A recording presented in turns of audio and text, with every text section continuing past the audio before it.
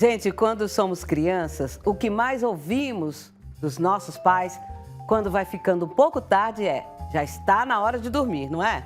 Ou até mesmo dorme porque faz bem para a pele. Pois é, uma boa noite de sono é essencial para a saúde, para o humor e ter uma boa qualidade de vida. E cuidar do sono não é só ir dormir cedo ou acordar muito tarde. Os cuidados vão muito além. E para nos esclarecer as dúvidas sobre o assunto, a neurologista a doutora Josiane Cardoso, que é especialista em medicina do sono, demências, cefaleias e dores crônicas, está aqui com a gente. Bom dia, doutora Josiane. Bom dia a todos. Obrigado pelo convite. Ai, a gente que fica honrada aqui com a sua presença. Existe alguma recomendação básica para fazer antes de dormir? Bom, isso vai depender muito do estilo de vida de cada um, da idade. Hoje a gente tem, infelizmente, uma epidemia relacionada a telas, ao uso de telas perto do horário de dormir. Então, para fazer parte da higiene do sono, o que a gente prioriza?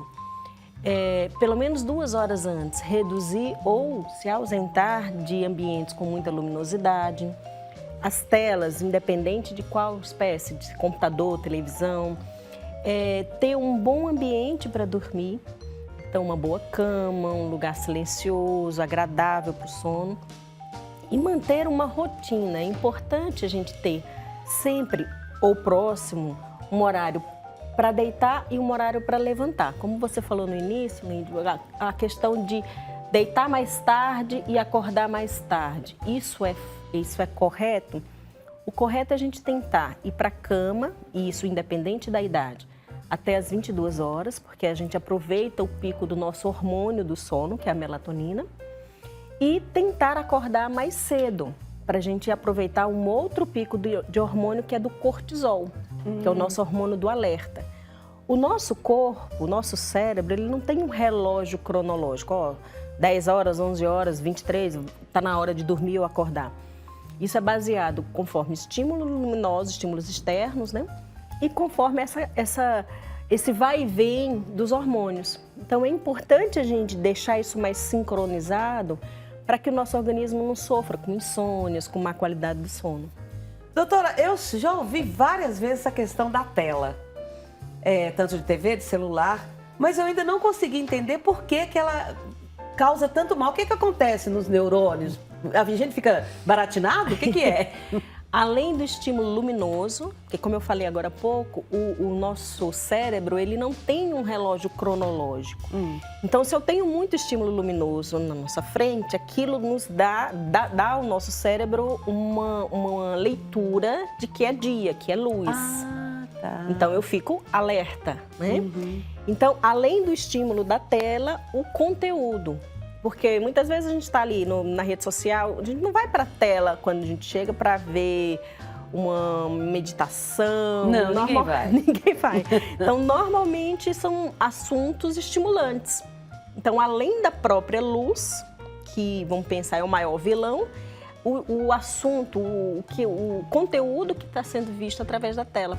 Isso manda para o cérebro um alerta e faz com que a gente tenha uma latência, um tempo maior para iniciar o sono. Ah, tá. Agora eu entendi.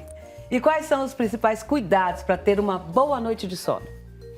Bom, como eu falei, além da higiene do sono, né, o ambiente, essa questão da luminosidade, os horários regulares de deitar e levantar, pensar no sono como um remédio para nosso dia a dia. Como você falou no início, tão quanto importante comer é dormir. Então a gente tem que realmente levar a sério. A sociedade atual, em decorrência do estilo de vida, tem se tornado cada vez mais insone, né? A pandemia foi um agravante para tudo isso, porque a gente mudou muito o horário, né? Então começou a acordar mais tarde, ficou muito tempo ocioso em casa. Então, a gente tem visto cada vez mais as insônias mais intensas e mais frequentes. Então, é importante ter uma regularidade no horário, redução de estímulo. Então, de dia, que é o horário de alerta, estímulo luminoso, sol. Então, a gente, por exemplo, os idosos, Infelizmente, hoje, principalmente o idoso acamado, ele tende a perder a noção entre dia e noite. Então, é importante que a gente coloque luz nesse quarto do idoso ou da criança pequena durante o dia e, no final do dia, vai diminuindo essa luminosidade. Inclusive, luminosidade ambiente. Então, eu falo assim, a gente sai da caverna de manhã e entra na caverna no final do dia, para que a gente possa ciclar, para que a gente possa ajustar esse relógio biológico.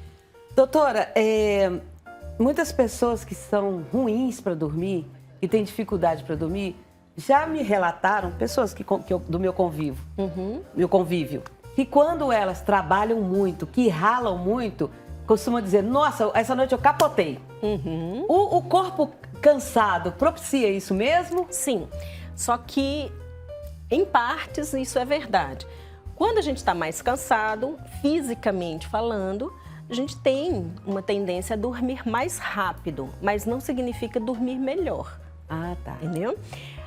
Da mesma forma, a atividade física. A gente preconiza, orienta que a atividade física seja feita, pode ser feita à noite, mas tendo um intervalo do horário de término da atividade física para o horário de início do sono de pelo menos 2 horas. Por quê? Quando a gente faz atividade física ou muito estímulo, aumenta a temperatura corpórea, eu aumento a liberação de adrenalina, de cortisol, que são estímulos, são estimulantes. E aí isso demanda um tempo maior para o corpo desacelerar e pegar no sono. Então é importante é importante fazer exercício? Sim, mas determinar o horário correto para que não interfira no tempo total de sono e na qualidade de sono. Outra coisa que é muito comum a gente ouvir, quantas horas eu preciso dormir? Na verdade, o tempo é importante, sim, mas a qualidade. Então, se eu consigo hoje ter 6 horas de sono de boa qualidade, vale muito mais do que eu ter 8, 10 horas de sono intercortado, de má qualidade de sono. Doutora, é mito ou verdade que barriga cheia dá pesadelo e você dorme muito mal? Pior que dá. Na verdade, isso está relacionado a todo o processo da digestão, né? Então, o cérebro ele se torna mais alerta. É como se eu estivesse tentando dormir, mas o processo digestivo faz com que você se mantenha alerta. Então, vem o sono mais pesado, o sono com mais sonhos e pesadelos. Então, é importante a alimentação próximo do horário de dormir ser uma alimentação mais leve. E também livre de bebidas ou comidas estimulantes, como, por exemplo, o café. Não é mito. Os estimulantes, eles interferem no tempo total de sono e na qualidade. Então, é importante a gente ter esses cuidados. Eu sempre digo isso que acontece comigo. Se eu tomo café antes das 4 horas da tarde, não durmo de jeito nenhum. Então, pessoas que tomam após café... as 4. Após as 4 e dorme de boa. Por que varia isso? Isso depende de pessoa para pessoa, realmente. Os receptores estimulantes da cafeína, para alguns dura mais tempo aquele efeito, para outros nem tem esse efeito. Então isso depende de pessoa para pessoa. O que eu oriento é respeite o seu corpo.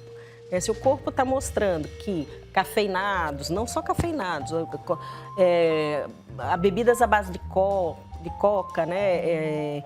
Alguns tipos de remédio, por exemplo. Então tudo isso a gente precisa entender que pode fazer um malefício ao sono, prejudicando o nosso descansar. Doutora, e quanto às drogas? A pessoa precisa do remédio para dormir. E tem gente que quer se libertar desse medicamento, mas não consegue. Como é que é feito esse processo para a pessoa... será que eu podia usar o termo desmamar? Desmame. E nós usamos esse termo, desmame. A primeira coisa é tentar não se automedicar. Eu falo muito no consultório aos meus pacientes que o prejuízo de não dormir é tão grande quanto o prejuízo de tomar uma medicação para dormir. Então, o que a gente tem que analisar caso a caso, né? Porque não adianta eu também, eu quero desmamar o remédio que você usa, mas a partir disso, se eu faço de forma incorreta, eu te deixo insone. Então, é um prejuízo muito grande. Hoje em dia, infelizmente, a automedicação aumentou muito. E é muito fácil, apesar de não parecer, comprar remédio para dormir. E aí eu falo de remédio, droga, como você colocou, como os tarja preta, que a gente chama, conhece popularmente. Então é importante não se automedicar. A partir do momento que você foi medicado, quer seja por um médico ou independente da especialidade, se você tem a necessidade e a vontade de retirar esse remédio, tem que fazer um processo de desmame. E isso também depende de pessoa para pessoa. Tem pessoas que conseguem fazer o desmame mais gradativo, é mais lento, outras já conseguem fazer o desmame mais rapidamente. Às vezes a gente precisa colocar um tipo de medicação para poder conseguir tirar aquela medicação, vamos dizer assim, mais pesada, mais forte. Então tem que analisar caso a caso. E tem algumas pessoas que, infelizmente, principalmente no sexo feminino, pós-menopausa, que precisam da medicação e têm uma dificuldade maior de dormir sem ela. E os passiflora, eles funcionam? Não. Pela carinha dela. Depende. Quando uma pessoa nunca usou medicação para dormir, pode até funcionar, né? Como uma ação muito mais calmante, para redução da ansiedade, né? Que a gente chama de ansiolítico, do que indutor do sono. Até a melatonina, da forma como está sendo usada em larga escala, não é o correto. Então, hoje você quer tomar uma melatonina para dormir num paciente com insônia crônica. Não vai funcionar, né? Não tem indicação e nem vai funcionar. Para usar melatonina, você tem que ter todo um processo, uma reeducação do sono. Você tem que tomar 2 horas, 3 horas antes do horário de dormir. Depois que você usa a medicação, você precisa sair, se isolar um pouco, diminuir a claridade. Então, não é um remédio, a melatonina, como um indutor do sono. E, doutora, e para um ansioso, ansiolítico nele? Depende também de pessoa para pessoa. Às vezes a ansiedade dele é mais para o final do dia, tem relação até com a questão do nível de cortisol, tudo isso. Não é só uma ação psicológica no organismo, entendeu? Então a gente analisando o ansioso por si só, aquele que é muito ativo, muito acelerado durante o dia, é importante ele ter um ansiolítico durante o dia e não especificamente só no horário de dormir, né? Às vezes a gente consegue melhorar esse padrão de ansiedade para ele chegar à noite menos aceso, vamos assim dizer, e conseguir dormir com mais facilidade. E esse medicamento, ele tem níveis, assim, o ansioso médio, o menos, o brando, o mais doidão? Tem. Aí isso vai depender de caso a caso também. A gente tem ansiolíticos mais leves, indutores do sono mais leves, para quadros mais leves, para quadros agudos. Então, muitas vezes, as pessoas têm muito medo de usar a medicação para dormir, e eu acho isso importante, mantenham o medo, mas nem sempre tem que tomar remédio para dormir por muito tempo, né? Às vezes é uma insônia aguda, reativa a alguma situação, por exemplo, esse período de pandemia, né? Então, muita gente se tornou insone nesse período. Então, é importante analisar caso a caso, determinar um prazo para iniciar o desmame da medicação. Eu estava até conversando isso com a menina ali agorinha sobre isso, a questão da pandemia. Parece que foi um sonho, parece que a gente não viveu e ao mesmo tempo parece que a gente viveu e não sabe como a coisa veio tão assim de roldão que a gente teve que fazer coisas. Eu me lembro que lá perto da minha casa, que eu comia pastel todos os dias na feira no domingo. E aí não tinha mais pastel e tinha um traficante de pastel. Ele abriu a lojinha dele e traficava. Gente, aquilo a gente comprava com medo, com agonia, e esse medo ficou na gente até hoje. E infelizmente, junto com a pandemia do coronavírus, a gente tem hoje uma epidemia, uma pandemia emocional. Isso. Né? De ansiedade, de depressão, de suicídio, infelizmente. E isso em todos os aspectos. Ninguém foi preparado para ficar nesse isolamento, né? De um dia para a noite. O idoso não podia mais ver seus netos, as crianças não podiam ir mais para a escola. A gente teve que se colocar numa situação de trabalho muito diferente da nossa habitual. Não podia mais abraçar as pessoas, gente. Eu que sou uma pessoa de toque, isso me deu uma agonia. E isso interferiu muito na questão com o idoso. Então, aumentou muito os quadros de depressão no idoso pós-pandemia, né? Durante a pandemia e nessa fase ainda tem muito. E, inclusive, muitos filhos, familiares, chegando e falando, doutora, eles não tinham demência, não tinha nada de Alzheimer e apareceu isso com a pandemia. Na verdade, a pandemia foi só o gatilho para desencadear um monte de doença. Mesmo aqueles que não foram contaminados pelo Covid, eles tiveram as consequências desse período tão extenso que foi, porque não foi uma coisa rápida, né? Não foi a quarentena, não foi, mas a gente ainda está adoecido por todo esse processo. Agora eu estou ouvindo, estou em casa aí, né? Aí tem uma filha ligada na nossa conversa e falou, como é que eu vou ajudar a minha mãe, o meu pai, que já é idoso, a voltar à normalidade com a questão do sono? Como eu falei, é importante a gente ter essa questão do reloginho biológico, respeitar.